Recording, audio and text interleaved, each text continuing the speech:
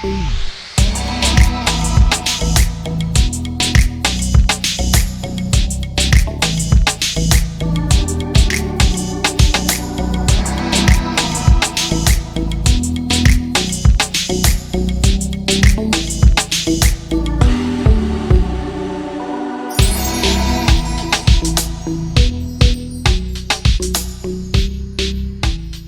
Evening, नमस्कार। मेरा नाम सुजय गुप्ता है और आप देख रहे हैं Carlo.in presents Saturday stardom live. हमारे लास्ट इंटरव्यू हमने आयशा रजा जी के साथ किया, जिनकी लास्ट वीक लक्ष्मी मूवी ने इंडिया में तहलका मचा दिया।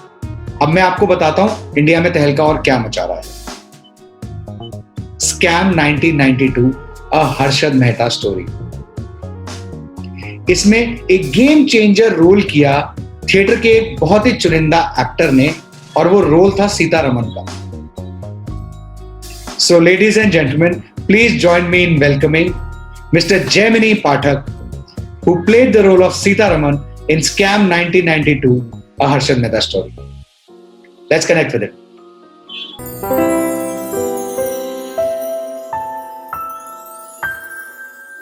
Jemini Pathak, namaskar. Thank you for joining in today.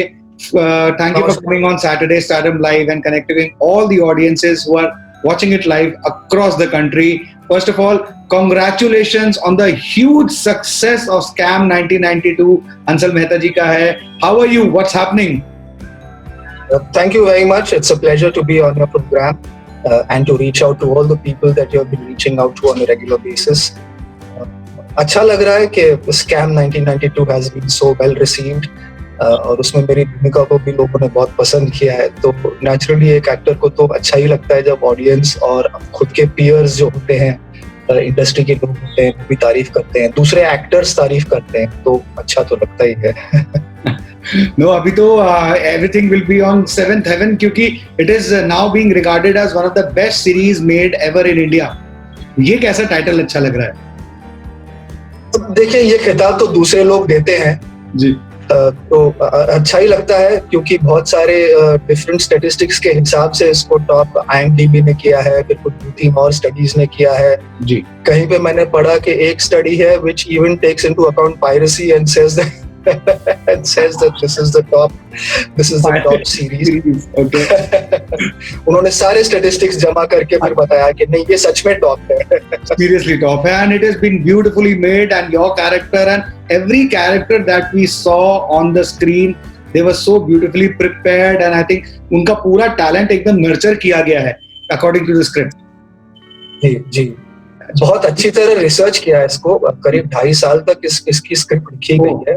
Okay. Sucheta दलाल और देवाशीष बासु की किताब में से सारा डेटा निकाल के फिर इसको एक इंटरेस्टिंग सीरीज बनाना, and then of course the magic of Ansal Mehta as director. Yes. मतलब उनको डायरेक्टर तो छोड़िए, he is the captain of the ship. He is amazing with people and he is amazing with his actors. और एक एक actor के role को उन्होंने इतने बढ़िया तरीके से जस्टिफाई किया है पूरी सीरीज में कि I was not prepared for this kind of appreciation or praise. I am completely overwhelmed कि इस तरह का रिस्पॉन्स मिला है सीरीज को और मेरे किरदार को। जी, आप we've seen you work as a playwright, director, producer and an amazing theatre actor. How has this journey of yours been? I mean, you must have had your share of ups and downs. What was your breakthrough? मतलब how did it all start for you? देखिए, theatre तो मैंने college में ही शुरू कर दिया था, क्योंकि मुंबई का थिएटर सीन इतना रिच है और इंटर कॉलेजिएट सीन भी इतना कॉम्पिटिटिव और इतना इंटेंस है। तो मैं सेंट जेवियर्स कॉलेज में था, तो वहीं पे चालू हो गया था। फिर 19-20 साल की उम्र में पृथ्वी थिएटर में शोज करने लगा था। I was lucky to do a few workshops. तो दुबे जी, सत्यदेव दुबे, सुधीर शानबाग, नसीम शाह के साथ शुरुआत की। फिर धीरे धीरे लगा कि I can expand my talents to direction and production, तो भी करने लगा। साथ साथ में उस वक्त थोड़ा टेलीविजन भी चालू हो गया था, बहुत सारे चैनल्स आ गए थे। तो I actually had begun my career as a professional actor even in television and ad films, TV वगैरह। लेकिन it's been a very interesting journey, क्योंकि क्या है कि मेरे लिए तो मेरा ये जीना यहाँ मरना यहाँ, जैसे कि वो गाना है जी। तो this is what I love doing, और मैं यही करता हूँ और यही करता रहूंगा। तो ups and downs. First break in TV? मैंने एक सीरियल किया था फर्ज नाम का, डीडी मेट्रो पे आता था दोपहर। जी जी बिल्कुल बिल्कुल। बहुत अच्छा लिखा गया था, बहुत अच्छी तरह डायरेक्ट किया गया था। उस जमाने में टीवी की स्क्रिप्ट्स बहुत ही अच्छी लिखी जाती थी। There was a purple patch in television at a certain time. Okay. So उस वक्त बहुत मजा आया था टीवी करने में भी। फिर धीरे धीरे I started getting busy with my theater. बीच में थोड़ी एक दो फिल्में भी की, एड-फिल्म्स करते रहता था। Okay. और अब ये फिर से एक बहुत बढ़िया दौर निकला है, which is of OTT platforms and web series, जो finite series होती है। Yes. You know, तो उसमें मटेरियल पे कंट्रोल रहता है, अच्छी तरह रिसर्च करते हैं, अच्छी तरह कास्टिंग की जाती है। And the top directors are coming here because they are also, उन्हें भी एक तरह की फ्रीडम मिल रही है। जो कहानियां वो शायद सिनेमा में या टेलीविजन में नहीं कह पाते हैं जी, वो यहाँ पे एक बड़े सटीक फॉर्मेट में वो कह सकते हैं। एंड मुझ जैसे एक्टर्स की फिर से जरूरत पड़ने लगी है इंडस्ट्री को। सो आई एम वेरी हैप्पी। मतलब pursuing acting was something that आपका हमेशा से विश था, या फिर कुछ और प्लान्स और एम्बिशंस भी थे कि भाई चलो एक्टिंग नहीं चला तो एक आधा ऑल्टरनेट पाथ होना चाहिए? एक्चुअली मेरा पहला एम्बिशन जिंदगी में था कि मैं भारत के लिए क्रिकेट खेलूं इंडियन टीम में। ओके। लेकिन वो जब मैंने बम्बई आया, मैं अजमेर से, my father was posted in Ajmer in Rajasthan. Okay. तो जब हॉस्टल में रहने आया तो मैंने जब जाके शिवाजी पार्क और ओवल और क्रॉस मैदान पे थोड़ा क्रिकेट खेला तो मुझे पता चल गया कि मैं हूँ 17-18 साल का और 12 साल का बच्चा मुझसे अच्छा क्रिकेट खेल रहा है। अच्छा। तो बहुत जल्द अकल ठिकाने आ गई थी। So that dream died a very quick and sudden death. Okay. लेकिन मैं स्कूल में बहुत नाटक कर चुका था। स्कूल से निकलने से पहले ही करीब मैं 20 नाटक कर चुका था स्कूल में, फिर कॉलेज में भी कर रहा था। तो धीरे धीरे what was my hobby, I'm fortunate with a little bit of effort and with following up and with good people around me, my hobby became my profession. Yes. And अब तक चल रहा है मेरा। Now it is a profession as well as a passion. It's gone much beyond being a hobby. बड़े lucky लोग होते हैं जिनका हॉबी ही प्रोफेशन बन जाता है। एंड आई थिंक हॉबी जिन लोगों का प्रोफेशन बनता है, they really excel at it because वो एकदम हार्ट एंड सोल से आता है। से बात निकलती है जरा। और जैसा कि मैंने कहा, जीना यहाँ मरना यहाँ, तो you learn to hopefully take the ups with the downs. जब तारीफ होती है तो अच्छा लगता है, और जब कुछ आप अच्छा काम भी करें और वो नोटिस नहीं होता है तो कुछ दिन के लिए बुरा लगता है। But after a while you learn to move on simply because you love the art and the craft and the profession so much. तो अभी क्रिकेट खेलना बिल्कुल छोड़ दिया या अभी भी कभी कभार टाइम मिलता है तो खेल लेते हैं? नहीं, जरूर खेलते हैं, अभी भी खेलते हैं। अच्छा। हमारा एक ग्रुप है एक्टर्स का मुंबई में, थिएटर, फिल्म एंड ये ओटीटी प्लेटफॉर्म वाले एक्टर्स। Okay. तो सब बड़ी कॉम्पिटिटिव तरीके से एवरीवन प्लेज, और जहाँ पे अगर क्रिकेटिंग स्किल कम हो तो एक्टिंग स्किल बहुत काम आ जाती है। That's a good one. जब अपील करनी हो और जब रन आउट के लिए कुछ मतलब अंपायर को डराना धमकाना, अंपायर को डरा दिया कि भाई सॉरी भैया, क्या होता है ये। बढ़िया। You mentioned Prithvi Theatre. So you must have worked with Aisha ma'am and Kumud sir as well. Yes, हमने साथ में, इनफैक्ट अभी तो आयशा जी के साथ एक मेरा नाटक चल रहा है। अच्छा। उसके अभी फिर से थिएटर खोलेगा तो शोज होंगे। और कुमुद जी के साथ कुछ साल पहले मैंने 2-3 नाटक किए हैं। हाँ, तो आयशा मैम का हमने लास्ट वीक इंटरव्यू किया था एंड उन्होंने ही आपके बारे में बताया, work very closely with you and it's very sweet of her. She's a really lovely person. Yes. और वो अपनी नैया तो चलाती हैं और साथ में अपने दोस्तों की नैया भी वो चलाने की कोशिश करती है। तो बहुत प्यारी बात है ये। I really like that. Yeah. It's very kind of her. You've apart from these people, you worked with Nasruddin Shah Sahab, Akash Khurana, Vikram Kumar, and so many others. How was your overall experience working with a very senior actor, and what was the one special or specific thing that you actually learned from them every time you came on stage or in front of the camera from them?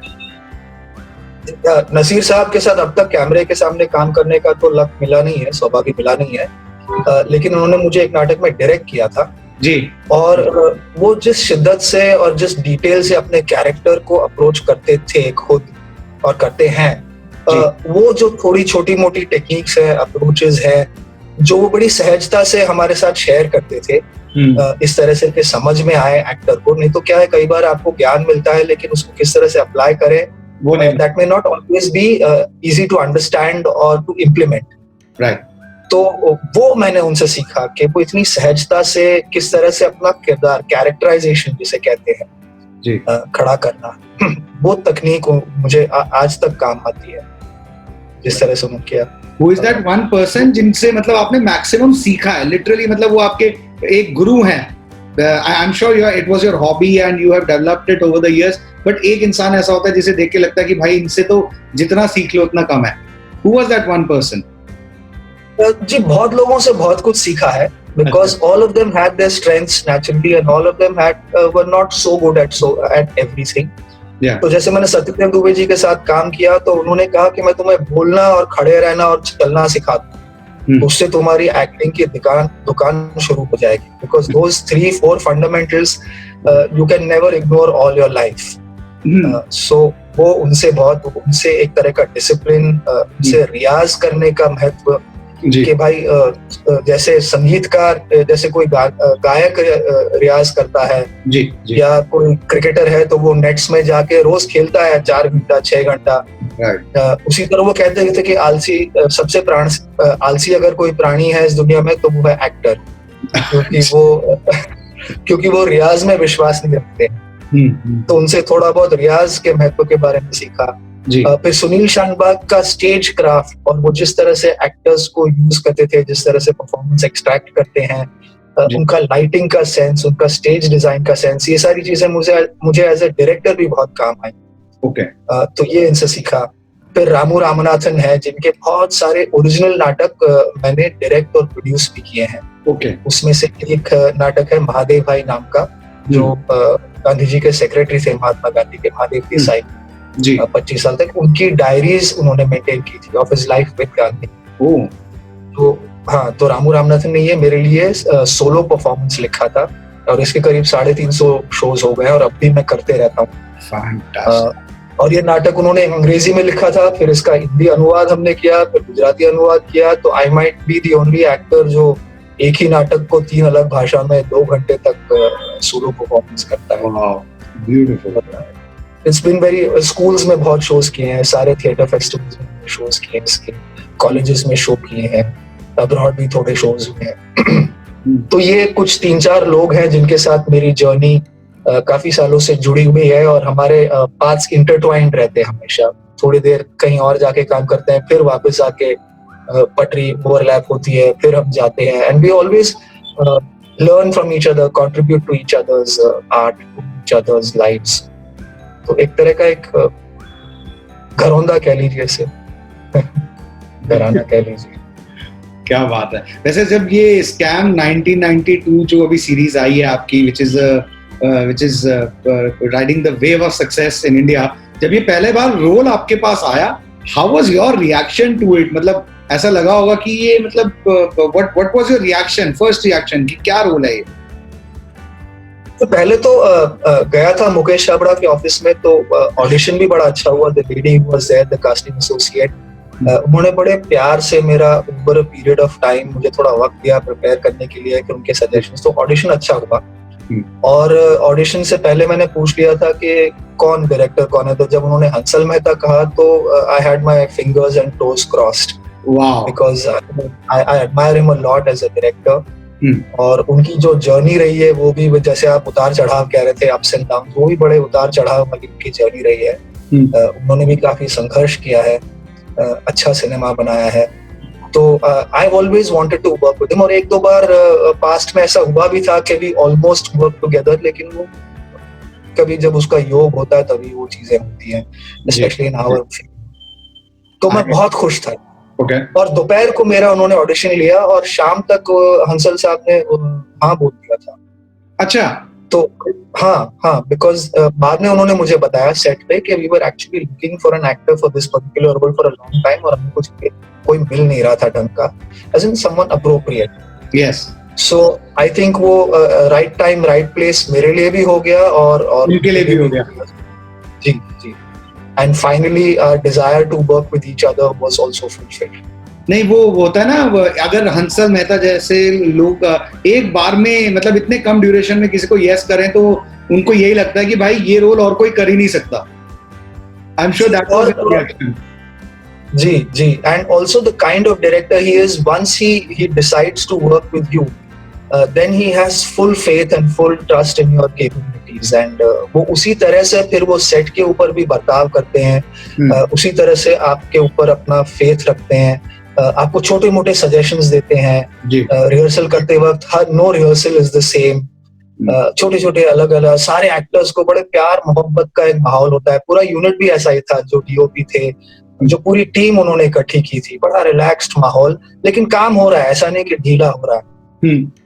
But there was very little anxiety about what हमें करना है, और ऐसा pressure के इस तरह से, क्योंकि इनविजिबली अपनी टीम से काम निकाल लेना और फिर उसको to put it together in such a beautiful way, वो अपने में एक बहुत महान कला है. Hats off to Hansal Mehta. नहीं वो एक्चुअली सोचते होंगे भाई मेरे को बंदा मिल जाए तो काम तो मैं निकलवा ही लूंगा. हाँ. और आप जब काम कर रहे होते हैं तो एटलीस्ट मुझे तो इतना कोई आइडिया नहीं था कि इतना उम्दा काम हो रहा है, क्योंकि मेरे को एक्टर्स भी जो साथ में थे वो एक तरह का जैसे म्यूजिशियंस बैठते हैं और जैम करते हैं, जुगलबंदी करते हैं. हाँ, करेक्ट. बिल्कुल उसी माहौल में एक्टिंग हो रही थी सारे सीन्स में. और बीच बीच में हंसल थोड़ी बहुत कुछ सजेशन देते, थोड़ी बहुत चाबी निकालते, हंसते खेलते, सब हो रहा है. क्योंकि मैंने जब मेरा रोल कंफर्म हुआ था तो मैंने कहा था चलो मैं सारी स्क्रिप्ट मंगा लेता हूँ, दे देंगे शायद. तो उन्होंने 10 के 10 एपिसोड मुझे तुरंत ईमेल कर दिए. और जब मैं पढ़ने लगा और मैंने सारे एपिसोड पढ़े तो मुझे लगा कि ये तो इतना बढ़िया तरीके से रिसर्च किया, इतना अच्छी तरीके से लिखा गया है कि मैं बहुत एक्साइट हो गया.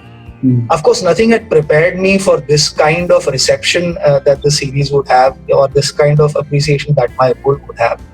क्योंकि वो तो एडिट होने के बाद और फिर उसमें वो बैकग्राउंड म्यूजिक और वो टाइटल सीक्वेंस और बाकी सब लोगों का काम, it's like almost like a symphony, you know. And Hansal, the director, is the conductor of that beautiful 80-piece, 90-piece orchestra जो भी है.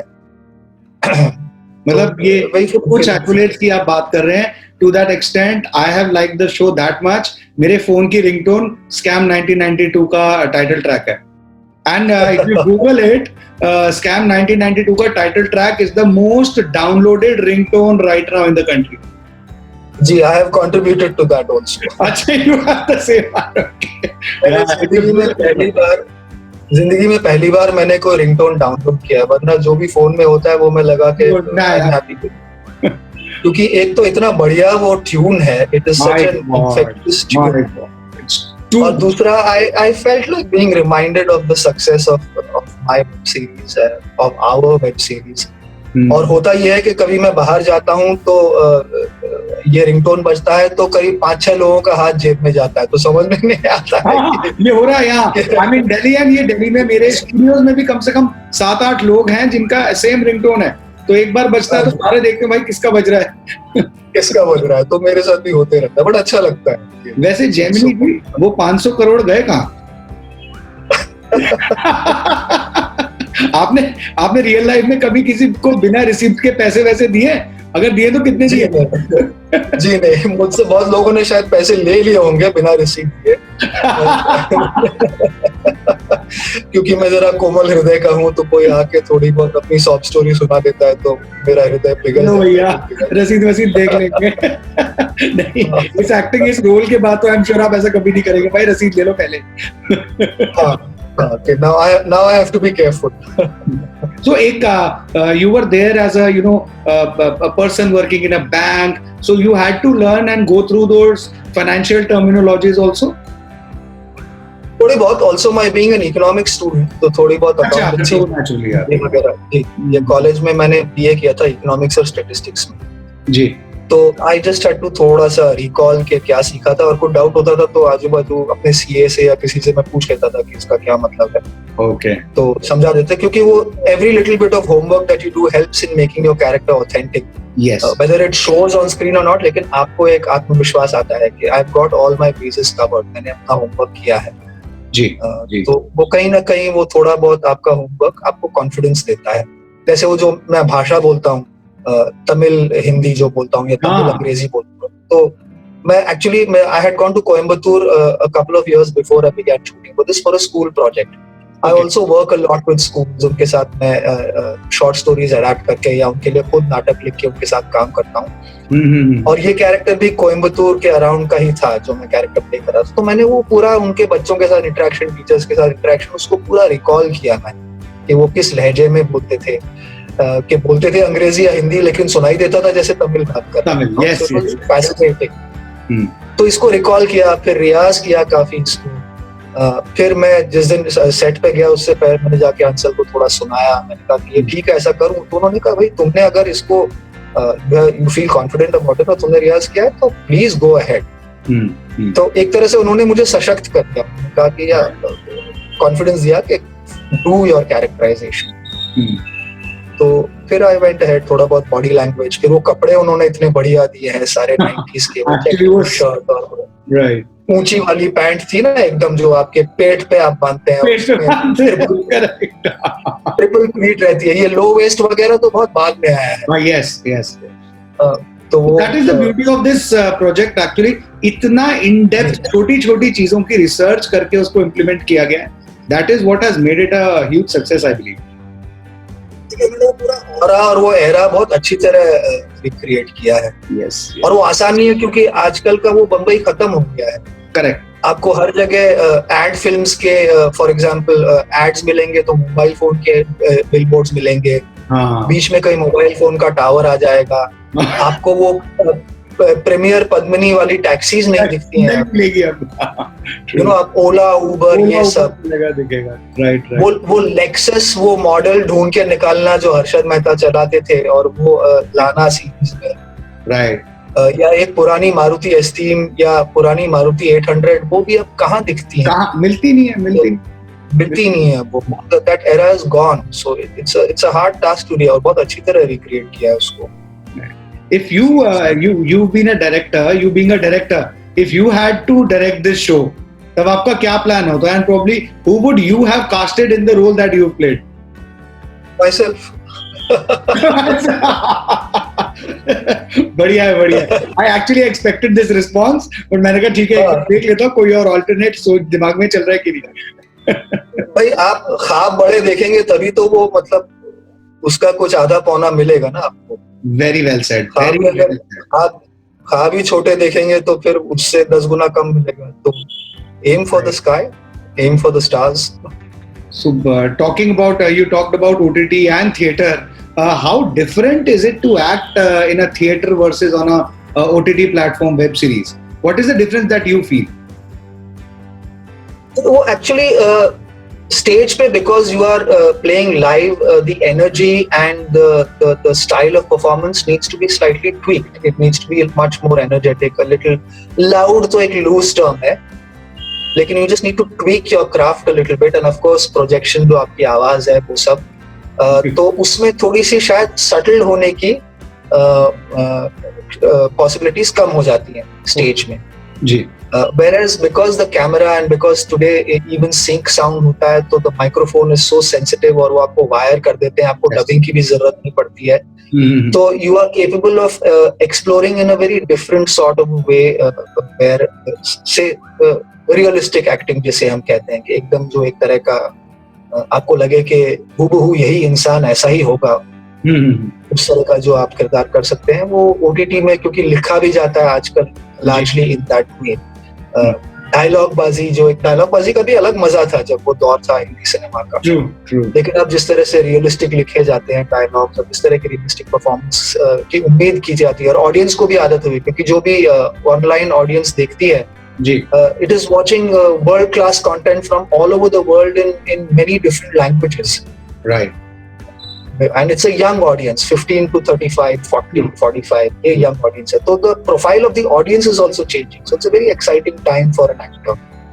कि आप अलग अलग तरह से परफॉर्म कर सकते हैं. और मेरे लिए तो क्या है, अगर मुझे 5 अलग तरह की परफॉर्मेंस और उसमें कॉमेडी हो और इंटेंस ड्रामा हो और सब कुछ तरह का करने को मिले तो मेरे लिए तो it's wonderful. It's wonderful. Yeah. What more can an actor ask for? What more? Seriously, on a serious note, yes. That is something वो एक fulfilling एक फीलिंग अंदर से आ जाती है कि भाई बस ये सही जा रहा आपको खेलने को मिलता है, आपको खेलने को मिलता है. है. Yes. You can try out so many things that are within you, and now they are fully finding expression. You know. Right. On this note, we will now start with a small segment जिसे हम बोलते हैं one word one line answers. छोटे से set of question पूछूंगा जिसमें एक word और एक लाइन में आपने आंसर देना है. Are you ready for this? या तो एक वर्ड या फिर एक लाइन. हाँ जी, मैक्सिमम एक लाइन. अच्छा, ठीक है. डन. Okay. थोड़ा प्रेशर है, I'll try my best. ये सुपर ओवर है.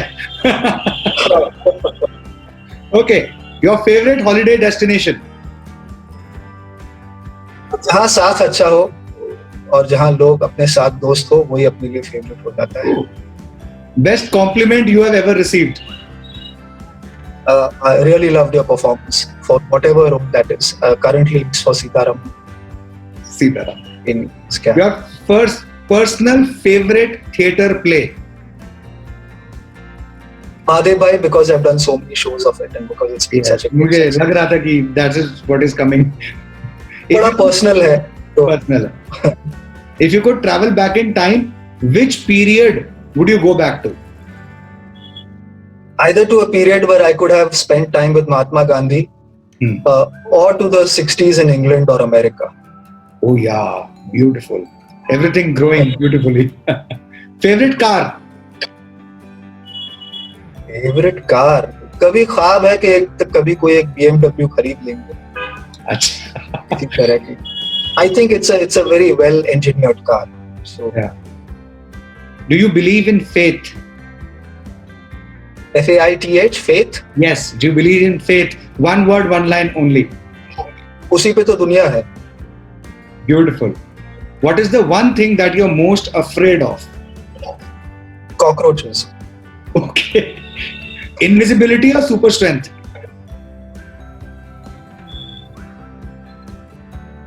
Neither. नहीं. Or both. ये बेटर आंसर था. That was a good one. मिले तो दोनों मिले. यहाँ तो कुछ नहीं है. ठीक है. एक से क्या करूँगा मैं? Okay. What do you first notice about someone when you meet them? Their eyes. Okay. Now this is the last question, and it is one of the toughest question. Define theater in only 3 words.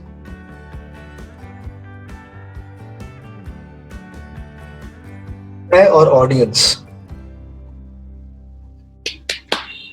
Ayesha ma'am यहाँ पे ना अटक गई थी. But she also answered beautifully. कहता यार theatre कैसे define करूं मैं. चलो that was down to its very essence. This was kind of our one word one line answer. I have a few more questions before we go towards the end of the show. जैसे आपने देखा होगा कि these most of the artists कई बार वो अपना politics they choose as a थोड़े time बाद करियर में they start choosing politics as an option. तो what is your stand on that? अगर लाइफ में कोई opportunity मिले तो कोई मिनिस्ट्री वगैरह कुछ मैनेज करना चाहेंगे?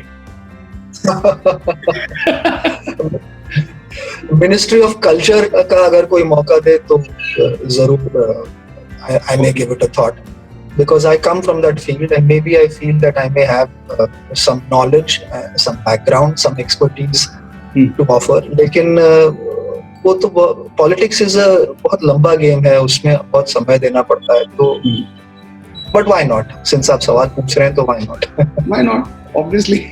मैं अच्छा वैसे if I want to join theatre as an experienced person and a theatre guru, मेरे को कितना टाइम लगेगा? थिएटर किया हुआ है पहले? मैंने कभी कुछ नहीं किया हुआ, but I am actually contemplating. कुछ टाइम से मैं सोच रहा था कि I don't know, let me try it out. आप दिल्ली में रहते हैं ना? जी हाँ, तो शुरू कर दीजिए. उसमें क्या है, शाम को चले जाइए थोड़े टाइम के लिए, जस्ट गो. मैंने देखा बट कभी सोचा नहीं कि वहां भी कुछ कर सकता हूँ.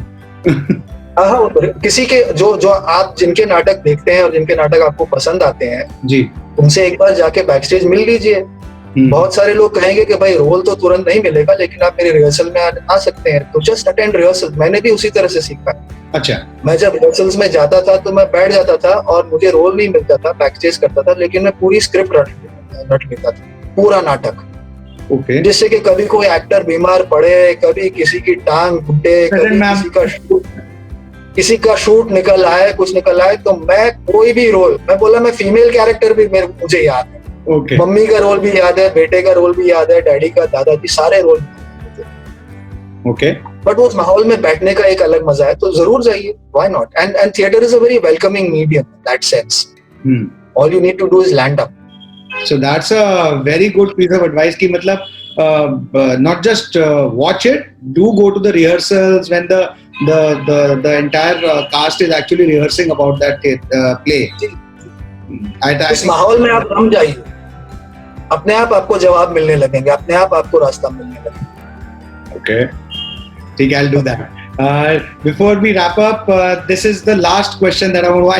Any message that you want to give to the people who still are there struggling to get a breakthrough to different media platforms? Any message to the aspirants? जी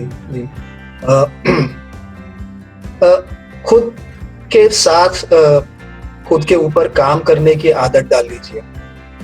और लोनलीनेस थोड़ा बहुत आता है इस फील्ड में, क्योंकि योर सक्सेस और failure depends on a lot of other people because it is a collaborative art.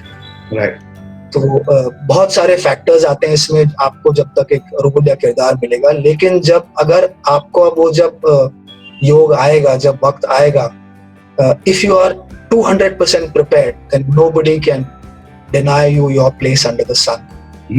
So make it a habit to keep working alone. प्रयास करते रहिए, किताब उठ के पढ़िए, नाटक उठ के पढ़ते रहिए। सामने आजकल तो ट्राइपॉड मिलते हैं, हर फोन में अच्छा कैमरा होता है, खुद को रिकॉर्ड करिए। ऑनलाइन जाके listen to actors talking about their craft. आजकल तो यूट्यूब पे बहुत कुछ मिलता है जी। Do workshops, be passionate about learning, और कभी ना कभी the person opposite the camera or opposite who's taking your audition will see that you are shining, that you are ready, and that's love your art, love your craft. What a beautiful message. Seriously, that is वो ये सिर्फ aspirant के लिए नहीं है, I think this message is applicable for everyone in every field of life. Just think, feel, eat, drink what you want to do. क्योंकि हमारा field भी ऐसा है कि कई बार आप सिर्फ एंड प्रोडक्ट को देख के चकाचौंध हो जाते हैं। आपको लगता है कि अगर ये फिल्म इतनी चकाचौंध कर रही है मुझे, तो शायद इसकी जर्नी भी वैसी ही स्टार स्टडेड होगी, लेकिन वो जर्नी में एक्चुअली बहुत बहुत सारे नुकीले पत्थर और बहुत सारे कांटे और बहुत सारी मेहनत होता है। तो वो नट्स एंड बोल्ट्स को आप अप्रिशिएट जितना जल्दी करना सीख जाएंगे, उतना ही आपको मजा आएगा। कि जो दिखता है उसमें बहुत बहुत बहुत नट्स एंड बोल्ट्स जाते हैं। So, और ये तो it's just a matter of it. जैसे मैंने कहा ना कि अगर आप रिहर्सल में जाएंगे तो आपको धीरे धीरे आप रम जाएंगे उसमें, फिर आपको मजा आने लगेगा। Thank you on this note. Thank you so much for joining in, Gemini Pathak ji. It was such a lovely conversation we had, and I think जितने audiences अब इस वक्त देख रहे हैं live, they have loved this show, and I'm sure जो लोग theatre से ना भी जुड़े हुए हैं, आपने इतनी बढ़िया टिप दे दी है, I'm sure I'm going to do what you've just told everyone. Thank you again. Thank you for joining in today. Absolute pleasure. The pleasure is mine. Namaskar. So this was Gemini Pathak, जिनके साथ की हमने बहुत सारी intriguing और मजेदार बातें। आज के लिए इतना ही। नेक्स्ट सैटरडे एक और सेलिब्रिटी को लाऊंगा जिनके साथ भी हम करेंगे खूब सारी मजेदार बातें। अगर आपको वीडियो अच्छा लगा हो तो लाइक करें, फ्रेंड्स एंड फैमिली के साथ शेयर करें, और हाँ, चैनल को सब्सक्राइब करना ना भूलें। Till next Saturday, I hope and I pray that you stay safe and protected. Till then, namaskar.